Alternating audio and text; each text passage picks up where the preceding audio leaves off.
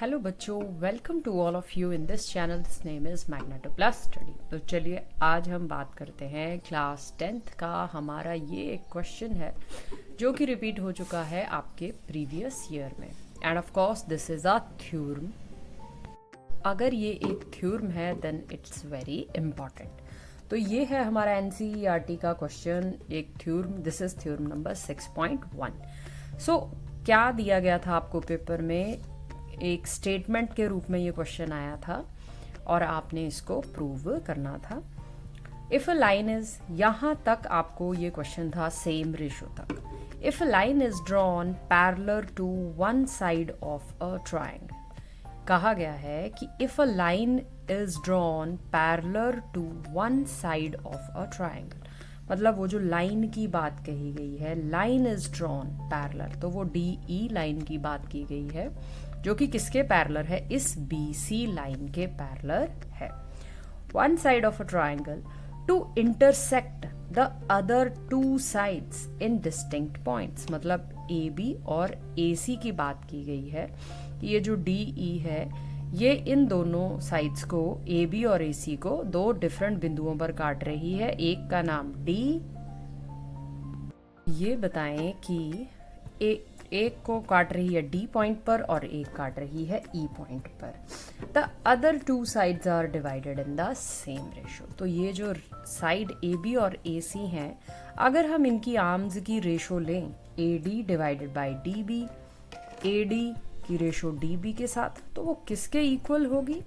A E divided by E C. मतलब इन दोनों आर्म्स की जो रेशो ली जाएगी वो भी क्या होने वाली है? वो भी इक्वल होने वाली है.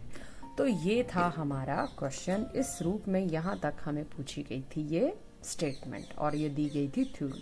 तो चलिए बिना अपना समय बर्बाद किए करते हैं इस थ्योरम की हम पड़ताल और जानते हैं कि क्या A D divided by D B is equal आता है ए E divided by E C के. तो in this way you make your diagram A B C. एक सबसे पहले लिखें लेट अस ज्वाइन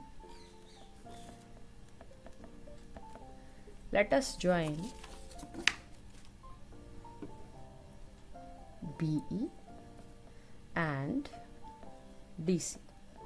हम क्या करेंगे? BE को DC के साथ क्या करने वाले हैं? BE और DC को डॉटेड रेखा में हम ज्वाइन कर देंगे, मिला देंगे. Then draw perpendicular EN. और फिर क्या किया? EN परपेंडिकुलर ड्रॉ किया, perpendicular on AB. EN perpendicular ड्रॉ किया AB पर. सो सबसे पहले बात करते हैं. Now area of triangle ADE and triangle. तो सबसे पहले हम ले लेते हैं एरिया ADE ट्रायंगल का. सबसे पहले हमारा क्या काम है? DC और BE को ज्वाइन करना और इस तरह से एक परपेंडिकुलर E पॉइंट से AB रेखा पर इस तरह से एक परपेंडिकुलर ड्रॉ कर लेना. Now area of triangle ADE सबसे पहले हम लेते हैं. तो भाई एरिया ऑफ ट्रायंगल ADE क्या लिया जाएगा? हम लेते हैं, लिखें एरिया को AR से लिख सकते हो. Triangle ADE is equal to, formula है 1/2 इंटू बेस. अब हम EN परपेंडिकुलर की बात कर रहे हैं जो कि AD को अब हम बेस कंसीडर कर सकेंगे. एक आर्म ले लेते हैं. फॉर्मूला होता है 1/2 बेस इंटू हाइट. तो AD इंटू हाइट मैं ले लेती हूँ EN और मैं इसे मान लूँगी नंबर 1. अब दूसरी तरफ एक और ट्रायंगल मुझे लेनी पड़ेगी. वो कौन सी ट्रायंगल है? तो यहाँ लिख लें एरिया ऑफ ट्रायंगल कौन सी? BDE. एक और ट्राइंगल लेते हैं जिसका एरिया BDE। BDE इसका एरिया क्या लिया जाएगा? Area of triangle BDE is equal to वही फॉर्मूला 1/2 बेस मान लेते हैं BD को। अब हाइट किसे माने? परपेंडिकुलर हम किसे माने? इस ट्राइंगल को देखें BDE, इस E बिंदु से BD को अगर मैं प्रोड्यूस करती हूँ, आगे बढ़ाती हूँ, तो यहाँ पर EN एक मुझे बाहर इस ट्राइंगल के एक परपेंडिकुलर दिख रहा है, तो इसे ही मैं अपना मान लेती हूँ perpendicular and consider this as 2। तो अब हम क्या करें? अब हम ले लेते हैं हमारी, एक बार हमें फिर से अब एरिया ऑफ ट्राइंगल लेना पड़ेगा। नाउ एरिया ऑफ ट्राइंगल कौन सा? ADE मार्क कर लेते हैं। और अब हमें एक और परपेंडिकुलर ड्रॉ करना पड़ेगा। D पॉइंट से AE को बेस मानकर यहाँ पर हम एक और परपेंडिकुलर ड्रॉ कर लेते हैं जिसका नाम रख देते हैं M। तो area of triangle ADE, again formula क्या?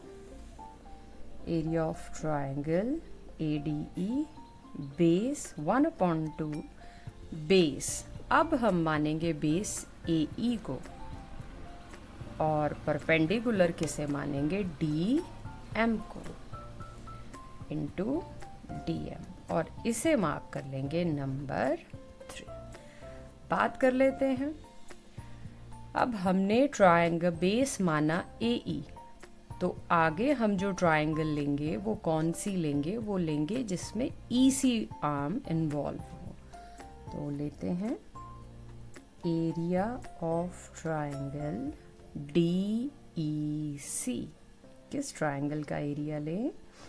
DEC। अगेन क्या होगा? 1/2 बेस किसे मानते हैं?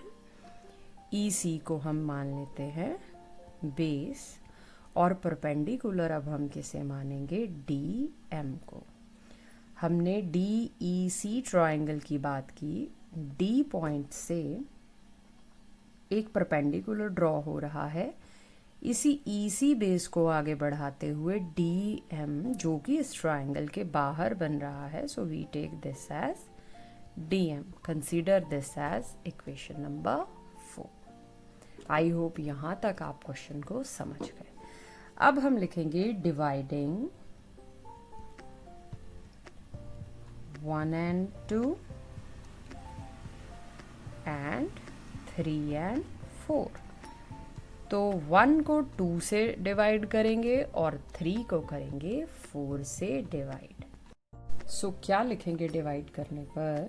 Area of triangle ADE upon area of triangle BDE, जो कि किसके इज इक्वल है? 1/2 AD into EN divided by 1/2 BD into EN। और दूसरी तरफ हमारा क्या है? एरिया ऑफ ट्राइंगल ADE, इसे डिवाइड किया जाएगा एरिया ऑफ ट्राइंगल CDE से। तो क्या आ गया? 1/2। हमने क्या किया? Area of triangle first equation को सेकंड से डिवाइड किया और थर्ड को किया डिवाइड फोर्थ से। हमें क्या मिला? 1/2 AD इंटू EN और 1/2 BD इंटू EN। जो कटते थे हमने वो काट दिए। So what we get? AD upon BD and consider this as equation number 5। इसी तरह से एरिया ऑफ ट्राइंगल ADE, इसे भी डिवाइड किया गया CDE या फिर DEC भी आप लिख सकते हो। और यहाँ पर भी जो टर्म्स हमारी कटती थी हमने उनको काट दिया। Further we write here this is our equation number 6। तो in this way we get our equation number 5 and we get our equation number 6. So यहाँ पर बच्चों जो एरिया ऑफ ट्राइंगल BDE है वो किसके इक्वल है? CDE के इक्वल है। You see BDE triangle and CDE triangle. Here we have two triangles. इनके जो एरियाज हैं वो आपस में इक्वल हैं. कैसे इक्वल हैं? क्योंकि ये दोनों ट्राइंगल एक कॉमन आर्म आपस में शेयर कर रहे हैं जो कि है DE. उसे हम कह सकते हैं कि एक कॉमन बेस है. They have the same base and also they are formed between same parallels. भाई DE पैरेलल है BC के, ये हमें गिवन है. So they are formed between same parallels and having the same base, so their areas are of course equal. So हम क्या कहेंगे कि BDE का एरिया CDE के एरिया के इक्वल है. तो अगर ये दोनों टर्म्स आपस में both of these terms are equal, then their ratios are also equal. तो यही हमसे इस क्वेश्चन में पूछा था. I hope you all understand this question. If you really understand, then subscribe the channel and like the video. Thank you. जय हिंद, जय भारत.